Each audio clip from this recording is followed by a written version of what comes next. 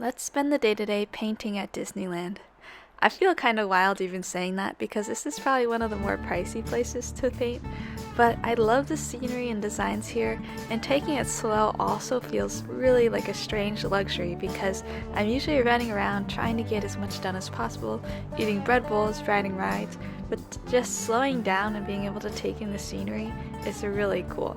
So here I am with my watercolor sketchbook, and I got water from the nearby restaurant, tried to drink as much as possible, and then I'm going to use it to paint with. I love the cozy cones so much. It seems like such a fun place to stay in, and the music in Cars Land is also really nice. It's like this cool, laid-back California Route 66 kind of vibe, so I thought this would be a perfect place to settle down and do my first painting. Then I wondered what kind of car I would be if I was a car in Cars World, so please comment and let me know what kind of car you think you'd be. I feel like you could tell a lot about someone's personality by like what kind of car they would be. I would say I'd be a Toyota Prius, like a nice Japanese car. Not too fast, you should see me run, but overall a good, frugal, reliable choice, trying to be eco-friendly. Or I'd be a Jaguar because that sounds cool. Actually a blast. It's super fun to try to do this right now. I was having a blast. I've been loving this mini watercolor palette. The portability is so much fun because I could take it places like Disneyland without feeling like I'm adding a whole art studio into my bag. And it's really good too because it limits the amount of colors you could use, which forces you to get better at mixing and matching. So that's a plus. And I do think limits also make you more creative. So if you're ever feeling stuck while making art, maybe impose some limits on yourself. And it seems counterintuitive, but it really works. And while painting this, it was relaxing, but I was also getting pelted in the face by bubbles. Some babies had those bubble wands they sell, and it was cute, but it was like the splash mountain of bubbles. I was just completely covered in the soap, and so was my painting. So I moved on. After finishing, I was really happy with my final design, and I decided to go to a more secluded, hopefully calmer area. So I went over to one of my favorite spots in the park near the Grand Californian, and this spot really reminds me of Yosemite, which I used to visit a lot with my friends in college. They modeled it so well. The music is super calming. The raft ride also is being refurbished, so there wasn't much going on here except this meet and greet. And when I was finishing up my painting later on, I saw these furry feet beneath me, and I was like, what is that? And I looked up, and there was the Judy and Nick characters with their huge cartoon eyes staring at me and giving me a thumbs up. I was totally startled. I was like, wow, what strange universe am I in? But it was really sweet. Kind of freaky, but I appreciate it. I appreciate the support.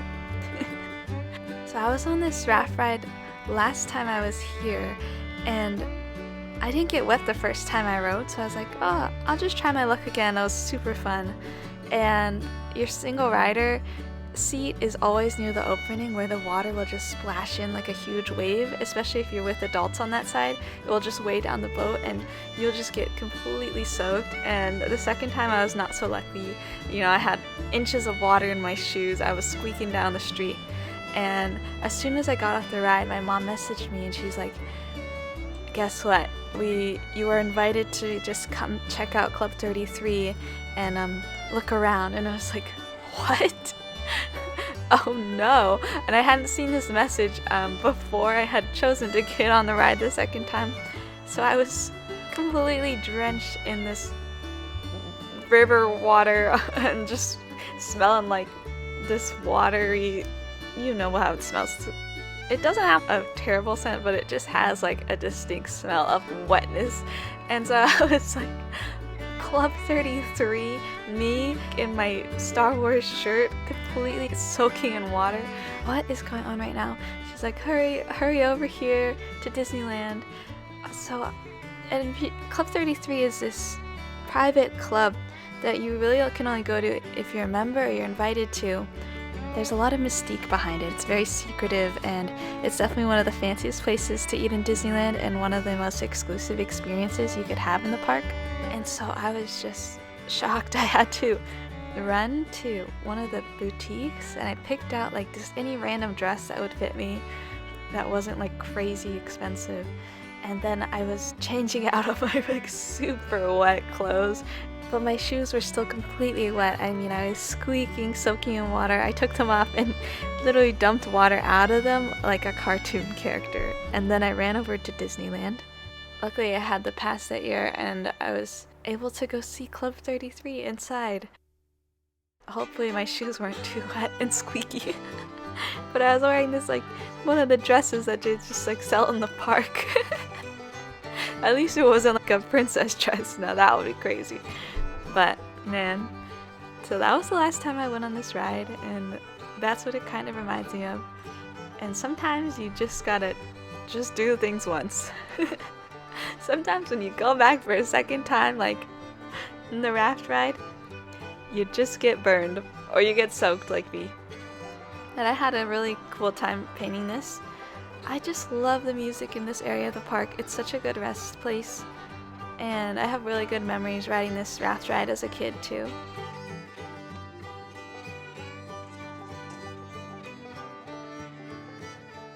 So here it is finished. This bear is so cute. It's so nostalgic. And I'm filming this on my old camcorder from like very early 2000s, which is now considered vintage. But if you wondered why the quality is kind of like a potato. The zoom on this, the zoom capabilities are so good. I absolutely love this camcorder. It just felt like it really matched the scenery too, to be painting here with my camcorder. I felt like I was a kid again. And then I headed over to Disneyland. They have the new Disney 100 decorations, and Mickey Mouse is so cute.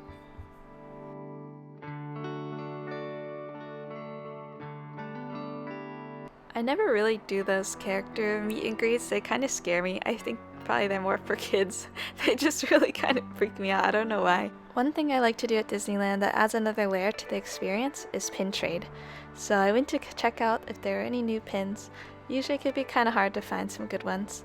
And I ate some pieces of my baguette from California Adventure. So good. Another great place to take a rest at the parks that not many people know about is this theater house right next to this pin store. And they have all the old cartoons from the Walt Disney era playing. And it's super, super cute. The cinema, first off, it's just such a nice, dark, calm space to relax. And then there's some more interesting older cartoons, but it's fun to see the vintage style, see where it all started, and it's especially nice for artists to get to see the animation. I really enjoyed it. I love making little characters, so it was fun to see Mickey in the beginning stages as just a kind of smaller character. Sometimes I think Disneyland ducks probably have it the best. Out of all ducks in the world, they're probably living the best life. I mean, I would love to just walk around, eat popcorn all day, maybe a little Dole Whip. Then I headed over to Adventureland, which has some really good music as well. They have the Polynesian music going on here at the Tropical Hideaway, so I found a little hideaway of my own in the chairs and decided to draw some Jungle Cruise action. So Jungle Cruise is one of the original rides at Disneyland, and I think it is just so amazing. It's a ride that Walt Disney worked on, and you can see photos of him working with the animatronics, and I just think it's such a spectacular idea. Originally they had wanted real life animals, but they were too unpredictable, so they decided to make the animatronics instead. When you go on this ride, it still feels new every time you see it. There's something very fun and enchanting about it. And I remember as a kid it would be so like reading the piranha scene or the hippos. You really do feel there's a sense of reality there. Even as an adult it still feels super immersive. I really prefer these rides that have physical elements over screens, but some people prefer the virtual elements more. But let me know what you think about that. Everything in Disneyland is so well curated, thought out, and designed, so it makes it a really exceptional place to go and draw. Everything you're seeing will already look aesthetic. I don't know if this drawing looks aesthetic.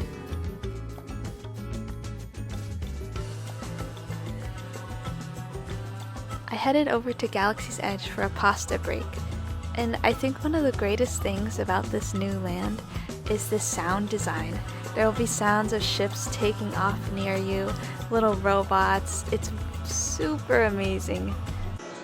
It's crazy how they built in perfectly good baguette holders for this backpack. Don't worry, I put back a paper sleeve protecting that baguette over it, the plastic, so I wasn't just like having a raw baguette outside all day. Then we went to the Animation Academy to do some drawing lessons. We did an art lesson of Judy Hopps.